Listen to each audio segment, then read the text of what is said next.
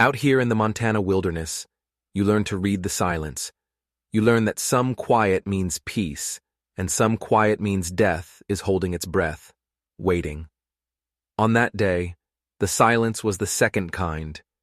The sky wasn't blue or gray, it was the color of old bone, pressing down on the valley, and the snow wasn't falling, it was being thrown sideways by a wind that felt like 1,000 tiny knives on your skin. Wyatt Callahan leaned into that wind, his hand clamped on the brim of his hat. He was a man carved from the land itself, hard lines, quiet strength, and eyes that had seen too many winters. He was out looking for his best mare, Solace. She'd gotten spooked when the storm blew in from the north without warning. In this kind of weather, an animal left alone for more than an hour was just a frozen statue waiting for the spring thaw. His boots punched through snowdrifts that came up to his knees. The cold was a physical thing, a weight on his chest. He called her name, Solace, but the wind snatched the word from his lips and tore it to shreds. The lantern he carried barely cut through the swirling vortex of white. It was like trying to find a single grain of sand in a blizzard of salt. Then his light caught something. Not the mare, something else, something half buried in the snow, just past his northern fence line. He knelt, his gloved hand brushing away the powder. It was a horseshoe, but it was split clean down the middle, a crack running through the cold iron like a bolt of lightning. His gut clenched. He knew this shoe. He'd forged it himself. It was Solace's shoe. Panic, cold and sharp, cut through him. He started moving faster, his muscles screaming in protest. He followed the tracks leading away from the broken shoe. The hoof prints were uneven, faltering. The mare was injured. But then he saw it. A second set of tracks, weaving alongside the horses. Human tracks, small boots, dragging. One set of prints looked like someone had collapsed, a deep indentation where a body had fallen, then struggled back up. Who in God's name would be out here? He pushed over a snow-covered rise, the wind trying to peel the coat from his back, and then he froze. Every muscle in his body went rigid. There, at the base of a towering pine, was a shape. It was curled in on itself, a small mound already being consumed by the blowing snow. It was a person, a woman. He scrambled down the incline, his heart hammering against his ribs. She was barely visible. Her dress was shredded, soaked through, and clinging to her thin frame. It looked like it had once been fine, expensive. Now it was just rags. One of her hands was stretched out, the fingers a pale, terrifying shade of blue. Her dark hair was matted and crusted with ice. She looked less like a person, and more like a secret the world had tried to bury. Wyatt didn't waste a second wondering who she was or what kind of fool walks into a Montana blizzard. He just dropped to his knees, his own warmth already being leached away by the cold. He brushed the snow from her face. Her lips were cracked and colorless. He pressed his ear to her chest, praying for a sign, and then he heard it. Faint, stubborn, a tiny flutter against the vast, roaring silence. A heartbeat. Hell, he muttered, the word a puff of white in the air. All right, then. He scooped her into his arms. She was terrifyingly light, like a bundle of bird bones wrapped in wet cloth. He turned and began the long, brutal trek back to his cabin, his own strength starting to fail. Every step was a battle against the wind, the snow, the biting cold that wanted to claim them both. He wasn't just carrying a stranger. He was carrying a flicker of life, and he'd be damned if he let the storm snuff it out. The cabin door flew open under the force of his shoulder, slamming against the inside wall. The small room was bitter cold, the fire in the hearth long dead. He didn't waste a moment. He laid her gently on his bed, the only one in the one-room cabin, and then moved with a desperate urgency he hadn't felt in years. He shoved logs into the stone hearth, his hands shaking, not from the cold, but from adrenaline. He struck a match. The flame sputtered, then caught, and a weak orange light began to push back against the gloom. As the fire roared to life, casting dancing shadows on the rough-hewn walls, he turned his attention back to the woman. She was pale as death itself. Her skin was almost translucent. The tattered remains of her dress were already starting to freeze to her. As he worked to peel away the sodden layers, he saw what was beneath. Ivory satin, stained with mud and pine needles, ripped at the hem. It wasn't just a dress. It was a wedding gown. Wyatt stared, a cold knot forming in his stomach. A bride, lost in a blizzard, miles from any town, any church, any sign of life. What in God's name was her story? He swore under his breath, a low, harsh sound. He ripped his own heavy coat off and began piling every dry blanket he owned on top of her. But it wasn't enough. Her body was a block of ice, refusing to hold any warmth. He rubbed her arms, her hands, her feet, trying to force circulation back into her frozen limbs. Nothing. Her shivering was weak, almost non-existent, a bad sign. He knew what he had to do. He'd seen it done with newborn calves on the verge of freezing to death. He'd heard stories of trappers saving each other the same way. "This ain't about modesty," he muttered to the silent room, his voice rough. "It's about staying alive." He pulled off his own shirt, the sudden cold air hitting his skin like a slap. He climbed into the narrow bed beside her, his teeth chattering, and wrapped his body around her icy frame. Skin to skin, bone to bone. It wasn't about passion. It was raw, desperate pragmatism. It was the last, most basic tool a man had against the killing cold: shared body heat. He pulled the heavy wool blankets over them both, creating a small pocket of warmth in the vast, frozen wilderness. Her breathing was a faint, shallow tickle against his throat. It was faint, but it was there, and for now, that was enough. 3 days passed in a blur of feeding the fire, melting snow for water, and waiting. The storm raged outside, trapping them in the small cabin, a tiny island of warmth in a sea of white. Wyatt barely slept. He'd sit in the chair by the bed, watching the slow rise and fall of her chest, listening to her ragged breaths. He found her satchel, torn and soaked. Inside, he salvaged what he could: a small velvet coin purse with only a few dollars, a comb, and a small sealed envelope he didn't open. And something else. Tucked into a hidden pocket, sewn into the lining of the bag. It was a ring, a man's signet ring, heavy, gold, intricately etched with a family crest. A hawk perched atop a mountain peak. He turned it over and over in his calloused hands. He'd seen that crest before, a long time ago, back in Helena, on a gravestone in the wealthy part of the cemetery, the Ashcroft family.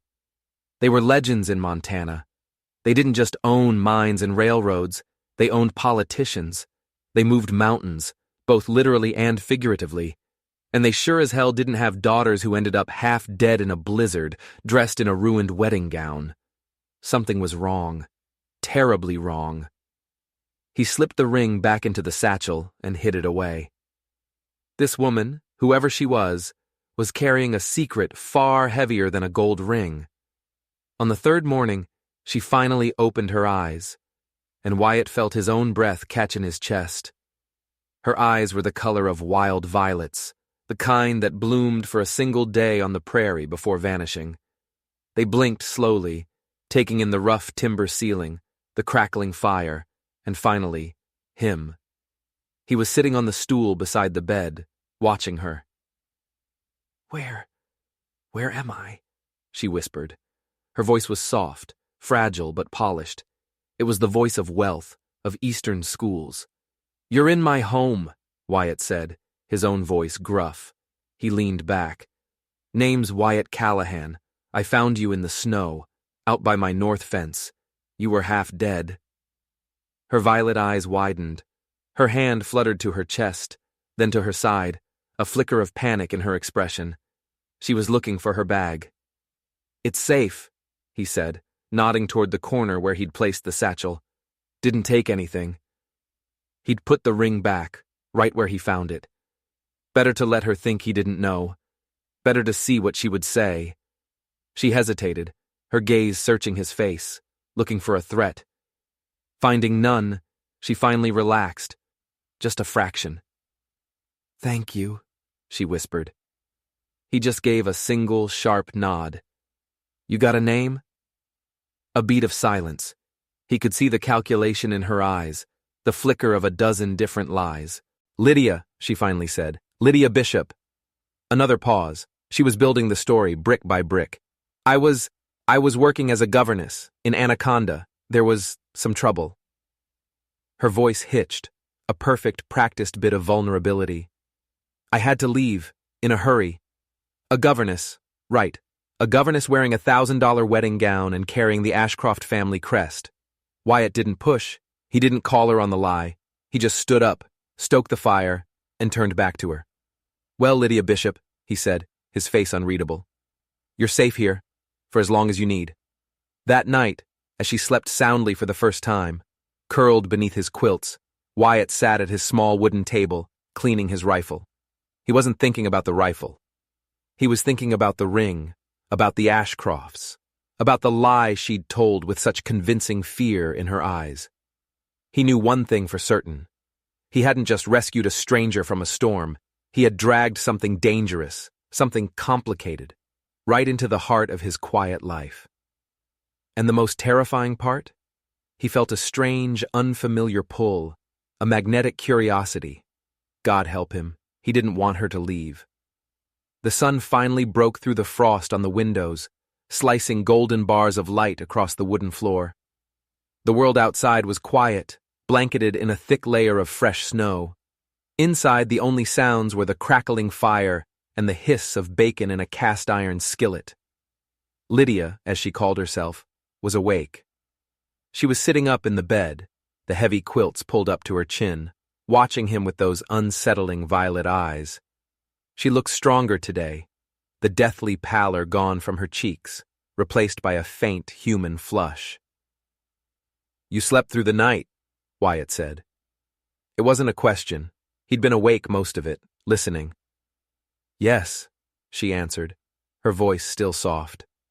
Thank you. For everything. He grunted in response, flipping the bacon with a fork. He set a tin plate piled with bacon and flapjacks on the small table. He slid a mug of steaming black coffee next to it. You need to eat. That storm took a lot out of you. She eased herself out of bed, moving slowly, cautiously. She was wearing one of his old flannel shirts, which hung on her like a tent. She sat at the table and offered him a small, hesitant smile that didn't quite reach her eyes. I appreciate your kindness, Mr. Callahan. It's Wyatt. He crossed to the window, staring out at the white expanse of his property. He needed to put some distance between them. There was a tension in the small cabin that felt like a coiled spring. Pass up north is snowed in. Could be weeks before the supply wagons can get through. He was testing her, watching for her reaction. A real governess, stranded and penniless, would be terrified, but she wasn't. Her gaze followed his, but her mind was clearly elsewhere. I can help, she said suddenly, her voice firmer than before. He turned from the window, raising an eyebrow. Help? I'm not useless, she said, a flash of pride in her tone. I can cook, clean, mend things. I won't be a burden. I can earn my keep while I'm here. Wyatt studied her for a long moment. The lie was getting more elaborate. She was trying to build a character, someone plausible. He could have called her out right then and there. He could have held up the Ashcroft ring and asked her to explain it. But he didn't. Something held him back. Curiosity, maybe. Or maybe something else. Something he didn't want to put a name to. Fair enough, he said with a short nod. And just like that, a strange, unspoken arrangement was made. The days that followed fell into a quiet, careful rhythm. Lydia, or Charlotte, as he now thought of her, was a surprisingly hard worker. She scrubbed the floors, washed his linens in boiled water, and even learned how to collect firewood without complaining about the cold. She wore his old shirt cinched at the waist with a piece of twine and a patched-up skirt he'd found in a trunk. She looked like a homesteader's wife, but she moved with a grace that was utterly out of place. One afternoon he found her in the barn, brushing down Solace.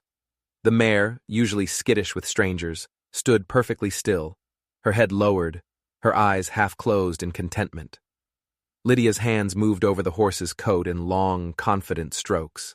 "You've done this before," Wyatt said, his voice low. He was leaning against the stall door, arms crossed over his chest. She didn't turn around. "My previous employer had horses," she said smoothly, not missing a beat. "I learned by watching." Another lie, a subtle one, but a lie all the same. You don't learn that kind of touch from just watching. That was the touch of someone who had grown up in a saddle. "You speak horse better than most ranch hands I've ever hired," he stated, making it a fact, not a question. That made her stop. She straightened up, brushing a stray piece of hair from her forehead with the back of her hand. Her face was flushed from the work. "You've known many ranch hands?" "Enough," he said. The air in the barn grew thick with things left unsaid. He knew she was lying. And she knew that he knew. It was a silent, dangerous game they were playing, and neither of them was ready to fold. That evening, they sat by the fire. He was pretending to read his ledgers, and she was pretending to be absorbed in mending a tear in a curtain. The silence stretched on, broken only by the crackle of the flames. "Do you always live so far from town?" she asked, her voice quiet. Wyatt turned a page. "People in town talk too much." A faint smile touched her lips. "And horses don't." "They lie less," he said, his eyes still on the book. He felt her gaze on him. "You don't trust people easily, do you, Wyatt?" He finally looked up from the ledger, meeting her eyes across the small room. The firelight danced in their depths. "No." "Good," she said softly, her smile fading. "I don't either." And in that moment, a fragile truce was formed. They were two liars, two untrusting souls, hiding from the world in a tiny cabin in the middle of a frozen wasteland. But at least they weren't hiding alone. The next day, Wyatt had to ride out to check on a neighbor's cattle, a family that lived 10 miles down the valley. He left at dawn, leaving Lydia alone in the cabin. She watched him go, a powerful, solitary figure on his horse, disappearing into the vast, white landscape. Once he was gone, she moved quickly. She went to the woodpile outside, reached deep into the back, and pulled out her satchel. She brought it inside, her hands trembling slightly. She needed to reassure herself it was all still there, the last remnants of her old life. Charlotte Elizabeth Ashcroft. She pulled out the velvet pouch containing the heavy gold signet ring. She traced the Ashcroft crest with her thumb, a wave of nausea washing over her. She pulled out the sealed envelope, her true name embossed on the fine paper. She was a ghost, a runaway, a scandal waiting to happen. "You're safe here," she told herself, her heart pounding, for now. But she knew safety was an illusion, and secrets, she knew, had a way of getting people killed. When Wyatt returned at dusk, there was a fresh gash on his forearm, a run-in with a snag of barbed wire hidden under the snow. It was bleeding sluggishly. Before he could even protest, Lydia was there, taking charge. "Sit," she ordered, her voice firm. He was so surprised by her tone that he actually obeyed. She gently washed the cut with whiskey and a clean cloth, her touch surprisingly deft. She then wrapped it tightly with a strip of linen, her movements efficient and practiced. "You've done this before, too," he muttered, watching her hands. Her fingers stilled for a fraction of a second. "I've seen it done." Another lie, but this one was weaker, her voice cracking just enough for him to notice. He didn't press her. He didn't need to. Later that night, alone in the barn, the truth finally clicked into place. The Ashcroft crest, the runaway bride from the newspapers months ago. The story had been the talk of Helena. Charlotte Ashcroft, the richest heiress in the territory, vanishes the day before her wedding to the powerful mining magnate, Nathaniel Crowley. Wyatt's blood ran cold. Nathaniel Crowley. He felt the name like a punch to the gut. Crowley wasn't just some stranger from a headline. He was the man who had systematically destroyed Wyatt's life. His partner, his friend, his cousin, the man who had framed him, stolen his stake in their shared mining business, and run him out of Helena with nothing but his horse and the clothes on his back. It couldn't be a coincidence. The universe wasn't that cruel. The woman sleeping by his fire, the woman he had pulled from the snow, the woman he was starting to feel something for, was the intended bride of his greatest enemy. He was harboring a fugitive, not from the law, but from a man more powerful and more ruthless than any lawman. He should have been terrified. He should have been planning how to get her out of his life, how to send her on her way before Crowley's long shadow fell across his ranch. But as he stood there in the cold silence of the barn, he realized something else. For the first time in 3 long, lonely winters, he wasn't thinking about the past. He was thinking about her. About the way she hummed softly when she thought he wasn't listening. About the way her laughter, rare as it was, filled the empty spaces in the cabin. He hadn't just invited danger into his home. He had invited life back in. He stepped outside, the cold air hitting him like a shock. The mountains were dark silhouettes against a sky full of impossibly bright stars. A storm was coming, not a storm of wind and snow, but one of names and secrets and old wounds, and it was heading straight for his front door. Inside, she dreamed of running. Outside, he stood and watched the sky, waiting. The first hint of spring wasn't a flower or a bird, it was the sound of dripping water. A slow, steady melt that softened the hard edges of the world, turning snow to slush and frozen ground to thick, unforgiving mud. The valley was slowly, painfully coming back to life. Inside the cabin, Charlotte was coming back to life too. The fear in her eyes was being replaced by a quiet resilience. She no longer moved like a guest in his home. She moved like she belonged there. She'd tailored one of his old shirts to fit her better, and she'd learned to ride his spare mare not with the cautiousness of a governess, but with the innate balance of someone born to it. Wyatt watched it all from the corners of his life, saying nothing, but seeing everything. He knew who she was. He knew the danger she represented. But he kept his peace. He was waiting for her to trust him with the truth. One morning he found her in the paddock, her hands wrapped expertly around Solace's foreleg, checking for swelling. The horse stood for her, placid and trusting. "You treat that mare like she's made of spun glass," Wyatt said, leaning his arms on the top rail of the fence. Charlotte didn't look up from her work.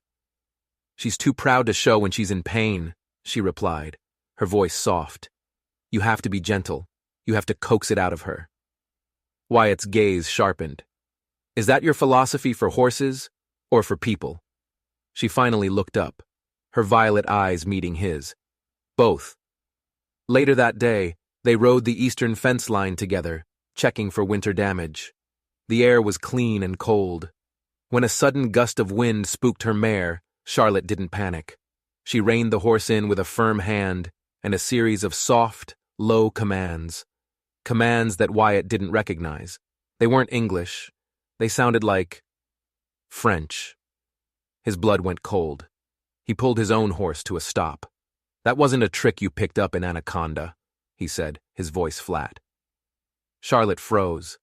She sat tall in her saddle, her back ramrod straight, her gaze fixed on the distant mountains. She didn't say anything.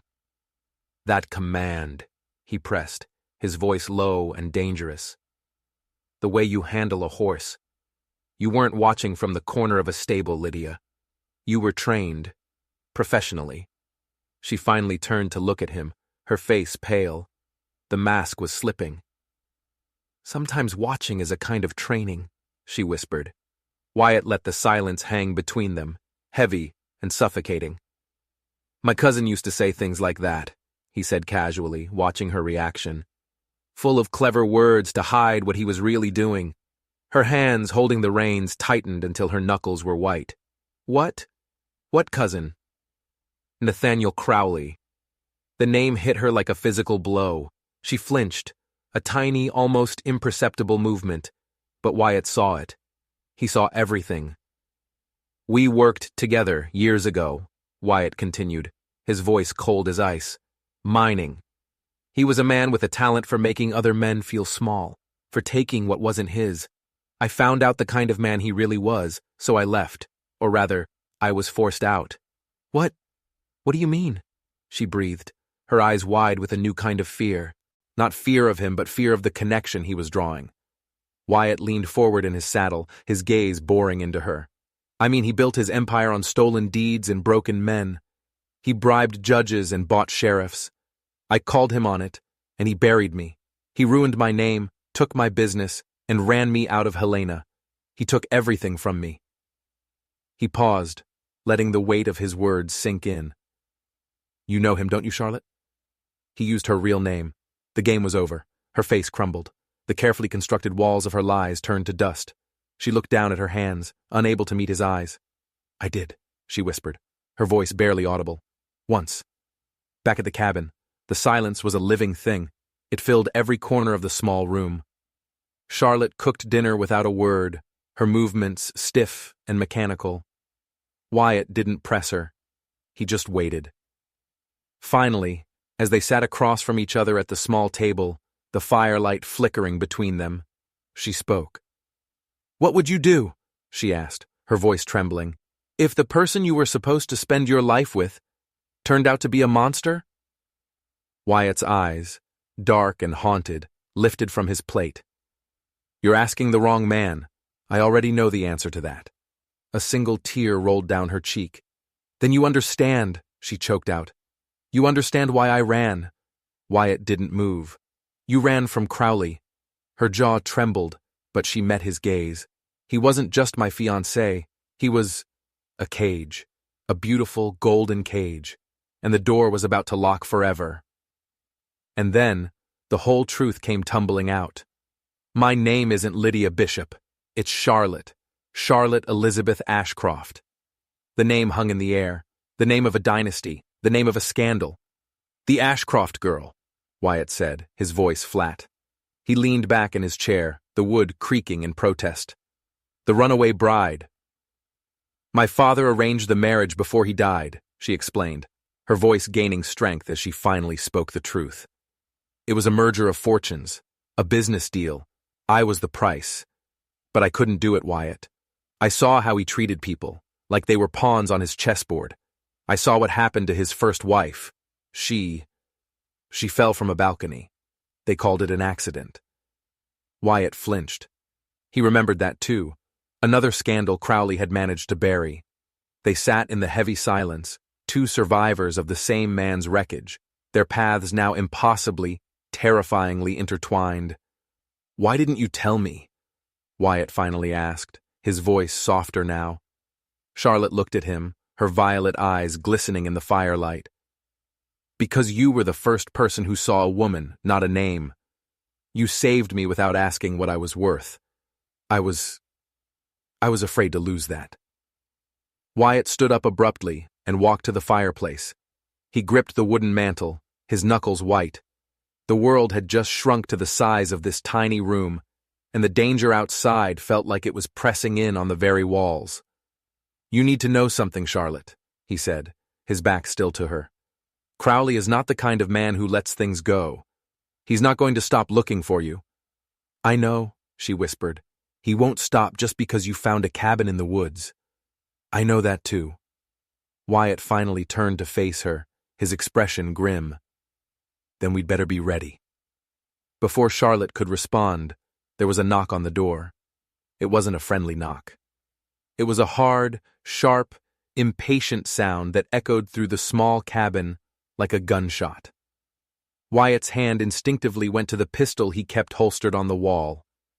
Charlotte's breath caught in her throat, her face draining of all color. Another knock, this one slower, more deliberate, more menacing. Wyatt moved to the door, motioning for Charlotte to stay back, to stay quiet. He opened it just a crack, peering into the gathering dusk. A man stood on his porch.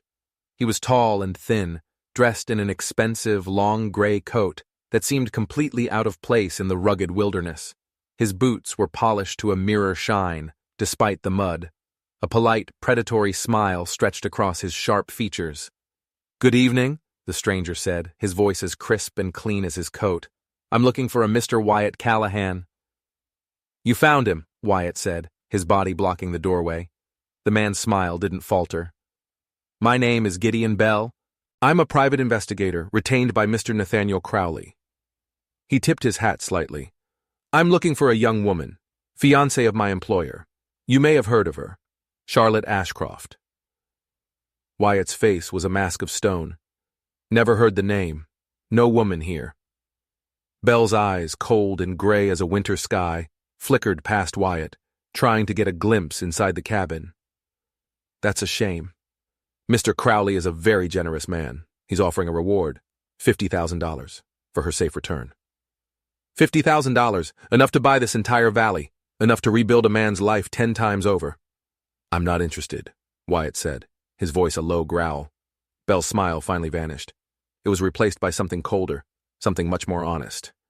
That's a shame, Mr. Callahan. A real shame. He took a step back, his gaze sweeping over Wyatt's small ranch. You have some fine horses here, a real fine reputation as a breeder. It would be a tragedy if something unfortunate were to happen. A fire, perhaps, or a sickness. Things happen out here in the wild. The threat was unmistakable. It hung in the air between them, sharp and deadly as a razor. I'll be staying in town for a few days, Belle said, his polite mask back in place. In case you reconsider. He turned and walked away, his polished boots clicking on the wooden porch steps, disappearing into the darkness. Wyatt stood there for a long time, the cold night air doing nothing to cool the hot rage burning in his chest. He closed the door, the sound of the bolt sliding home echoing the finality of their situation. He turned to find Charlotte standing in the middle of the room, her face a pale mask of terror. They found me, she whispered. He nodded slowly. Yeah. I have to leave, she said, her voice shaking. Tonight, I can't bring this to your door, Wyatt. He'll destroy you. No, Wyatt said, his voice quiet but absolute. He walked past her, back to the fire, and threw another log onto the flames.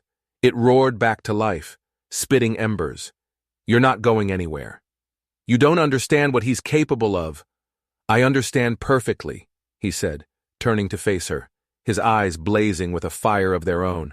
He already took my past. He already took my name.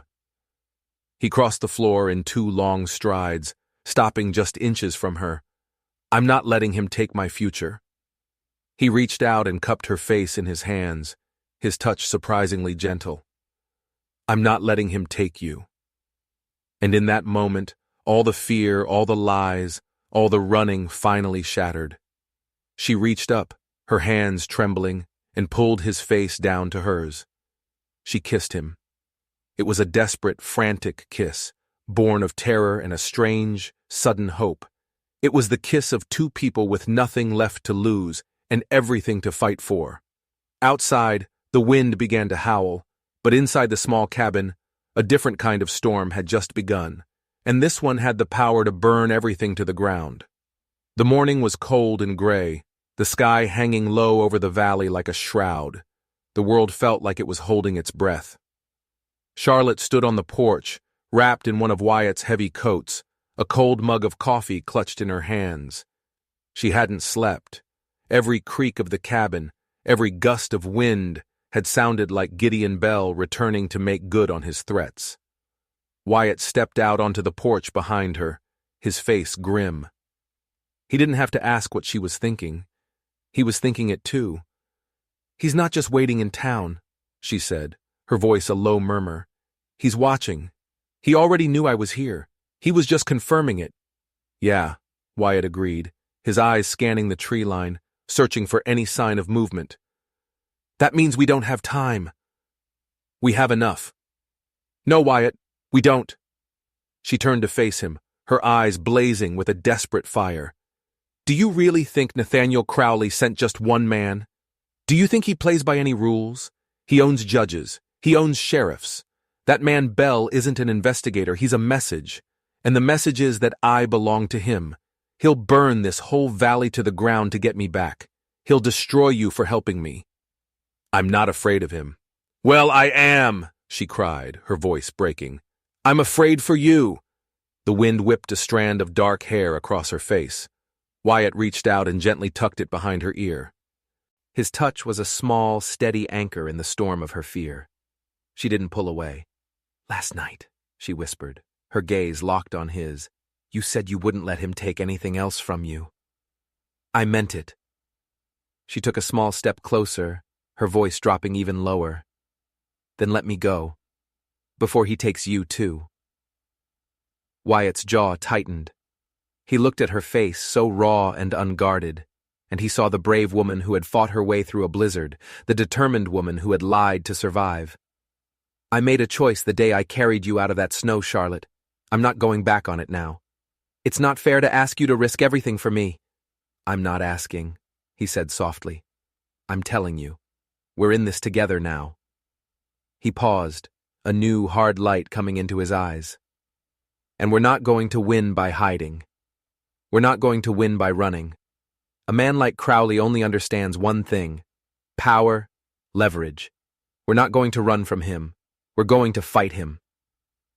Charlotte stared at him confused. "Fight him? How? He's untouchable." "No one's untouchable," Wyatt said. "He wants you because you're the key to the Ashcroft fortune. Your father's will is ironclad. The inheritance only passes to you upon your marriage. If he marries you, he controls it all." $2 million, she breathed.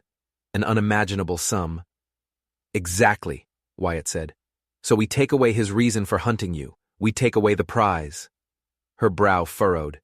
"You mean the money?" "We get to the territorial court in Cheyenne before he can," Wyatt explained, his voice low and urgent. "You renounce the inheritance. You sign it all over, not to him, to the territory, for schools, for hospitals. You do it publicly.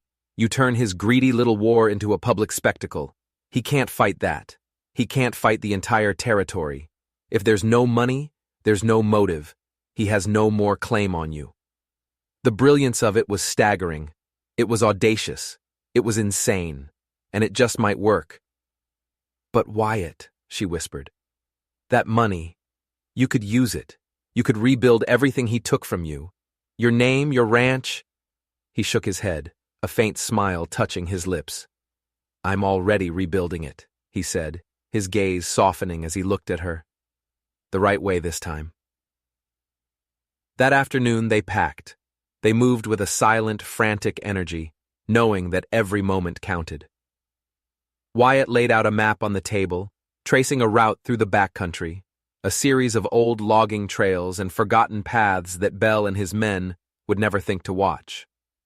While Charlotte gathered what little she owned, Wyatt handed her a small, heavy object wrapped in oilskin. She unwrapped it. Inside was a ring. It was crudely forged from blackened metal, imperfect and rough, but it was unmistakable. He had taken the broken horseshoe he'd found in the snow and forged it into a circle. "It brought me to you once," he said, his voice gruff. Figured it was good luck. Tears welled in her eyes. It was the most beautiful thing she had ever seen. "Wyatt." "We're getting married," he said. It wasn't a question. It was a statement of fact.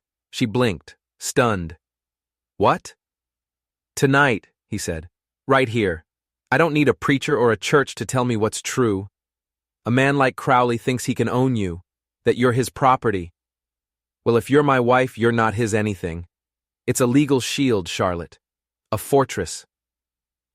But it was more than that, and they both knew it. It was a choice, a declaration. That night, under a sky full of stars, with the silent mountains as their only witnesses, they stood on the porch of the small cabin. There were no vows of forever, only promises of now. Trust, alliance, survival. He slid the rough iron ring onto her finger. It was heavier than any gold. The journey south was a blur of cold nights and long days. They rode hard, avoiding towns, speaking only when necessary. They were a team now, moving as one, driven by a shared purpose. Twice they saw riders in the distance, dark figures silhouetted against the horizon, and they quickly veered off the trail, hiding in the thick pine forests until the danger passed. They were being hunted. On the third night, camped by a rushing creek, Charlotte finally voiced the fear that had been gnawing at her. What if we lose, Wyatt? What if this doesn't work? Wyatt stared into the crackling flames of their campfire. Then we lose together, he said simply. A few days later, they rode into Cheyenne. The city was a chaotic whirlwind of noise and people, a stark contrast to the silence of the wilderness. But news had traveled faster than they had. Rumors were swirling. The missing Ashcroft heiress, alive, defiant, and married to some nameless rancher with dirt under his fingernails. The courthouse was a circus. Reporters swarmed them like vultures, shouting questions. But inside, a heavy silence fell as they entered the courtroom. And there he was, Nathaniel Crowley. He sat at the plaintiff's table, immaculate in a tailored black suit, a smug, confident smirk on his handsome face. He looked every bit the king in his castle. When he saw Charlotte, his eyes glittered with a possessive fire. "Charlotte, my dear," he said, his voice smooth as silk, yet dripping with venom. "The wilderness does not agree with you. You look weathered." Charlotte ignored him, her back straight, her head held high. Wyatt stood beside her, a solid, unmovable wall of quiet strength. The judge, a stern-faced man named Harrison Pierce, banged his gavel. "Let us begin." Crowley's lawyer stood up, a slick, well-fed man with a booming voice. "Your Honor, my client is here today to reclaim his fiancée, Miss Charlotte Ashcroft, who was clearly abducted and is not in her right mind. We have witnesses who will testify to her fragile mental state." But before he could continue, Charlotte stepped forward. Her voice, clear and strong, rang through the courtroom. "My name is Charlotte Elizabeth Ashcroft Callahan," she declared, her eyes locked on Crowley's, "and I am here of my own free will." Crowley shot to his feet. "This is absurd! She's been brainwashed by this peasant." "Sit down, Mr. Crowley," the judge ordered, his voice sharp. Then Charlotte played her hand. She held up a document for the entire court to see. "I hereby renounce any and all claims to the Ashcroft estate," she announced. "Every dollar, every mine, every acre of land. I request that the full inheritance be transferred to a trust to be managed by the territory of Montana for the sole purpose of building schools, roads, and hospitals for its people." A collective gasp went through the courtroom. Crowley's face went white with shock and fury. He was apoplectic. "This is insanity! She can't do that!" he roared. Charlotte turned, her gaze sweeping over him, cold and dismissive. "No, Nathaniel," she said, her voice dripping with ice. "This is freedom." The judge leaned forward, a flicker of admiration in his eyes. "So noted, Mrs. Callahan. The territory accepts your most generous gift." But she wasn't done. Oh, she was far from done. Wyatt had told her that the only way to beat a man like Crowley was to take away his power. But Charlotte had learned a thing or two about power herself. It wasn't just about money. It was about secrets. She slid a second, much thicker envelope across the table toward the judge. "And one more thing, Your Honor." Crowley's eyes widened in confusion, then in dawning horror as he realized what was happening. "Those are copies of my father's private ledgers," Charlotte explained, her voice calm and steady, "along with sworn affidavits from 3 of his former associates. They detail a number of irregularities, bribery, fraud, stolen deeds, all orchestrated by the man who was supposed to be my husband." The courtroom erupted into chaos. Crowley lunged forward, his mask of civility finally shattering, revealing the snarling animal beneath. "Lies! They're all lies!" But it was too late. At a signal from the judge, 2 massive federal marshals entered the room, their faces grim. They walked directly to Nathaniel Crowley. The sound of the iron shackles clicking shut around his wrists was the loudest, most beautiful sound Charlotte had ever heard. He hadn't just lost a fortune, he had lost everything, and his own greed had been the weapon she used to destroy him. The heavy oak doors of the courtroom slammed shut behind Nathaniel Crowley, the sound echoing down the long marble hallway. He didn't go quietly. He screamed threats, accusations, promises of ruin, but his words were hollow now, the desperate cries of a king whose castle had just crumbled into dust around him. Charlotte remained seated on the hard wooden bench, her back perfectly straight. She stared at the doors, listening as his voice faded into the distance. It was over. The monster was caged. But the victory felt strange. It wasn't the exhilarating rush she had expected. It was quieter, deeper. It felt like the first clean breath after being held underwater for a very long time. Wyatt sat beside her, a silent, steady presence. He didn't speak. He didn't touch her. He simply gave her the space to feel the ground settle beneath her feet. "You all right?" he finally asked, his voice a low rumble. She didn't look at him. She just shook her head slightly. "I don't know what I am." "That's fair," he said. When they finally stood to leave, it felt like every eye in Cheyenne was on them. They walked through the whispers and stares, out of the courthouse and into the bright, clear sunlight. Charlotte felt like she was shedding a skin, leaving the ghost of Charlotte Ashcroft behind in that stuffy courtroom. As they reached their wagon, a young clerk from the judge's office hurried toward them, holding a sealed envelope. "Mrs. Callahan?" he asked, his voice full of awe. Charlotte took the envelope. Inside was a certified copy of her renunciation and a personal note from Judge Pierce. He thanked her for her courage. At the bottom, in a less formal scrawl, he had added, "Sometimes the richest people aren't the ones with the most gold. They're the ones who know when to give it away." She tucked the letter away. They rode out of the city in silence, leaving the noise and the chaos behind them. That night, as they sat by a campfire under a sky full of stars, Wyatt handed her another folded document. She looked at him, confused. "What's this?" "Something to build with," he said. She unfolded the papers. They were deeds. Land deeds for several parcels of rich pasture land, directly adjacent to his own small ranch. He had used the emergency funds she'd insisted they bring, the last of her personal money, to buy them. "I thought you said you didn't need the money," she whispered, her throat tight. "I don't," he said, his eyes crinkling at the corners as he smiled at her. "But we do. If we're going to build a future that's ours." Tears welled in her eyes. After everything, after all the running and fighting, he was already thinking about planting roots, about building a home. "You really think we can just go back, after all this?" Wyatt tossed another log on the fire, sending a shower of sparks into the night sky. "No," he said, his voice firm. "We don't go back. We go forward." When they returned to the Bitterroot Valley, the world had come alive. The hills were bursting with green, and the air smelled of sage and damp earth. News of the trial had spread like wildfire. The townspeople didn't see her as a scandal or an heiress anymore. They saw a woman who had faced down a tyrant and won. They saw a fighter. An old woman from a neighboring ranch pressed a small sack of wildflower seeds into Charlotte's hand. "You've got good ground now," she said with a knowing smile. "Plant it right." And that's what they did. They built. They expanded the cabin, mended fences, and reinforced the barn. And Charlotte started a new venture. Using her deep, instinctual knowledge of horses, she began a breeding and training operation. Ash Hollow Stables, she called it.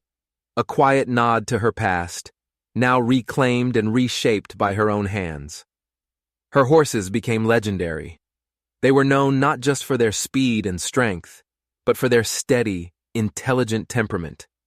She was doing more than training animals. She was building a reputation based on trust and respect, the very things Crowley had tried to beat out of the world.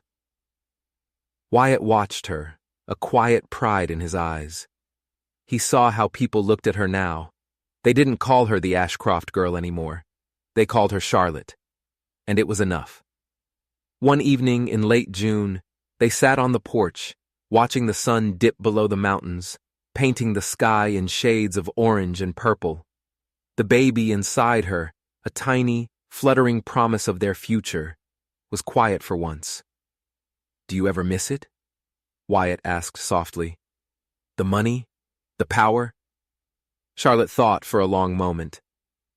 "I miss the woman I could have been if my life hadn't been a business transaction," she said honestly. "But I wouldn't trade who I am now for anything." She turned to him. What about you? Do you ever regret it? Pulling me out of that snow?" Wyatt chuckled, a low, warm sound. He reached over and took her hand, his calloused fingers lacing through hers. "Regret it? Charlotte, it was the luckiest day of my life."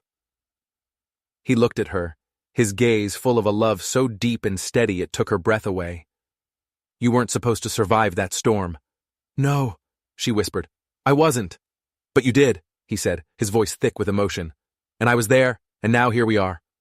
She squeezed his hand, her heart so full it felt like it might burst. "You saved me, Wyatt." He shook his head, a slow smile spreading across his face. "No, we saved each other." The wind changed in October. It carried the first sharp bite of winter down from the high peaks. The leaves turned to fire, then fell, leaving the trees like stark black skeletons against the gray sky. Charlotte stood in her garden, her hands resting on the swell of her belly, and watched the clouds gather. There was a hush in the air, the kind that comes right before bad news. Wyatt found her there. He didn't have to say a word. She just handed him the letter. It had arrived with a traveling merchant that morning. The handwriting was unfamiliar, the paper cheap. Wyatt unfolded it. His face remained impassive, but a muscle twitched in his jaw. Nathaniel Crowley was dead, stabbed in a prison fight over a gambling debt. A pathetic, ugly end for a man who had once considered himself a god. The letter, from an old trusted contact of Wyatt's in the territorial government, contained a warning. "Crowley is gone, but the snakes he empowered are still in the grass. There's talk. Watch your back." Charlotte let out a long, slow breath she didn't realize she'd been holding for months. "I thought I'd feel something," she murmured. "Relief, maybe, or even, I don't know. Something." "And?" Wyatt asked, his eyes searching her face. "Mostly," she said, placing a hand over her stomach, where their child moved beneath her touch. "I just feel done. It's finally over." But it wasn't. The past, they were about to learn, has a way of sending out ghosts. A few weeks later, Sheriff Dale Morrow rode up to the ranch. He was a good man, old and steady, one of the few lawmen in the territory that men like Crowley had never been able to buy. "Afternoon, folks," he said, tipping his hat. He looked uneasy. "Figured you ought to hear this from me before the rumor mill chews it up." Wyatt crossed his arms. "What is it, Dale?" "Crowley's death. It didn't end things. It just kicked over the anthill," the sheriff explained. "Turns out, he had a web of hidden assets, blind trusts, shell companies, and a lot of it is tied to old Ashcroft deeds." Charlotte's blood ran cold. "But I renounced everything." "You did," Morrow agreed. "But now a consortium of his old business partners is filing a legal challenge. They're claiming that since Crowley was your fiancé, his estate has a right to the inheritance. They're arguing that your renunciation was made under duress. That Wyatt here," he nodded towards Wyatt, "coerced you. They were trying to paint Wyatt as a villain, a kidnapper who had forced her to give up her fortune. They weren't just trying to get the money, they were trying to destroy their life, their name, their peace." "How serious is this?" Wyatt asked, his voice a low growl. The sheriff's expression was grim. "Serious enough. These are powerful men, the kind who hide in the shadows. They don't fight in courtrooms, they fight in back alleys. They're not just after the money anymore, they're after revenge." After the sheriff left, a heavy silence fell over the ranch. The threat was no longer a single man. It was a faceless hydra, with tentacles reaching into every dark corner of the territory. "We knew it wasn't really over," Charlotte said, her voice quiet but firm. Wyatt looked at her, at the strength in her shoulders, the fire in her eyes, the life she carried within her. "You're not the woman I pulled from the snow," he said, a note of wonder in his voice. "No," she said, a small, fierce smile on her lips. "She's not. And this time, if they come for us," she patted her rounded belly, "we have more to fight for." That night, she sat by the fire, the old ledgers spread out before her, the names, the dates, the secret deals, the ghosts of her past. She had run from them once. She wouldn't run again. I have to finish it, she told Wyatt. Finish what? This. All of it, she said, her hand sweeping over the papers. Every last piece of his rotten empire. I have to find it, untangle it, and burn it to the ground. Not for the money, not for revenge, but for peace, so that our child can be born into a world without these shadows. The next morning, Charlotte rode out at dawn. She was not the terrified girl who had fled into a blizzard. She was a queen going to war. She kissed Wyatt goodbye, a promise of return on her lips. As she disappeared over the ridge, Wyatt stood on the porch, his hand resting on the doorframe of the home they had built. Ahead of her lay a battle against a web of secrets and lies. But this time, Charlotte Ashcroft Callahan wasn't running from the ghosts of her past. She was hunting them. The first snow fell, thick and silent, burying the valley in a blanket of white. It had been 10 days since Charlotte left. 10 days of Wyatt pacing the floors, his gaze constantly returning to the window, watching the snow pile up on the sill. He trusted her. He believed in her. But the waiting was a special kind of hell. He sat by the fire, one hand resting on the arm of Charlotte's favorite chair, where the iron ring she now wore had worn a faint circle into the wood. He closed his eyes, the silence of the cabin pressing in on him. He didn't hear the horse approaching. He didn't hear the footsteps in the snow. He only knew she was back when the cabin door creaked open, letting in a swirl of cold air and a voice that was the sweetest sound in the world. "Are you going to let your wife freeze to death out here?" she said, her voice tired but laced with humor. "Or do I have to kick the door in?" He was on his feet in an instant, the chair scraped back, the ledger on the table forgotten, and then she was in his arms. He held her tight, burying his face in her cold, snow-dusted hair. She was real. She was home. She laughed, a sound that chased all the shadows from the room. Then she cried, great, shuddering sobs of relief and exhaustion against his chest. "I told you I'd come back," she whispered. "Wasn't sure if you were riding or flying," he murmured into her hair. They sat by the fire for hours, his hand never leaving hers, as she told him everything. The backroom meetings with lawyers, the veiled threats from powerful men, the long, lonely nights in dusty hotel rooms poring over documents. "It's done," she said finally, her voice full of a deep, unshakable peace. "I found every hidden account, every false deed. I dissolved the trusts. I exposed the partners. They can't touch us now. They can't touch our family. The Ashcroft name is finally just a name. It has no more power."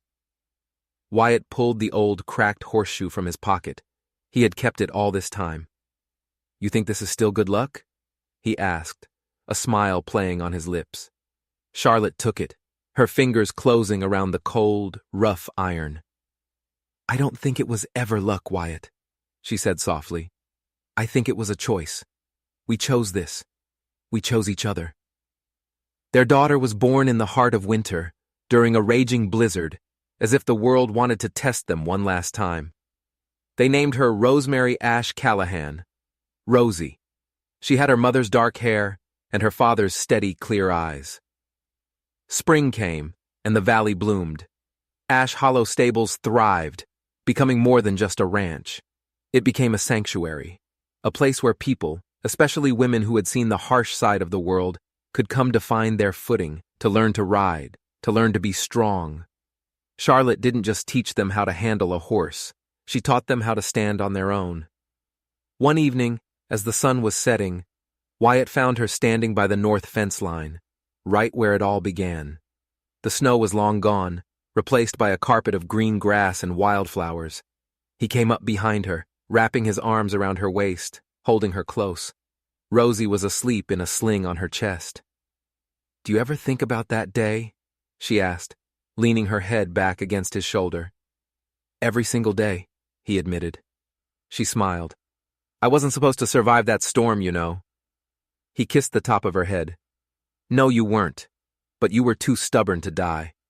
He turned her in his arms to face him, his eyes full of a love that was as vast and wild as the land around them. "Charlotte Callahan, You didn't just give me a future. You gave me a life I never knew I was brave enough to want. She reached up and touched his face, her thumb tracing the lines the sun and the wind had carved there. And you, she whispered, her voice thick with emotion, gave me a home. Behind them, the lights of their cabin glowed warm against the deepening twilight. Ahead of them, the Montana sky stretched out, endless and full of stars. They had faced down monsters and ghosts, and they had won. They had built a life not on a foundation of gold and power, but on something much stronger, something real. They had built it on love. If you enjoyed this story of survival, justice, and love against all odds, make sure you hit that subscribe button. And let us know in the comments below. What do you think is stronger, the power of money or the power of the human heart? We'll see you in the next story.